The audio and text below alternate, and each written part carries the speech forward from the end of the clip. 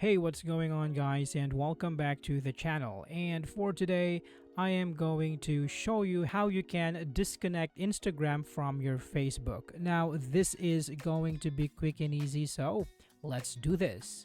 So first, let's go ahead and open up Facebook from your device.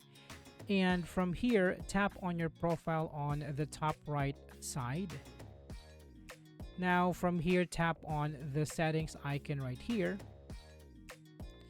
and tap on See More in Action Center. So here we can see that we have two profiles. If we open this one, we can see that we have Facebook and Instagram in here.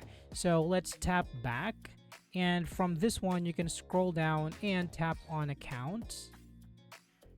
Now in here we can go to Instagram and tap on Remove. And from this page, just tap on Remove Account and you should be good to go.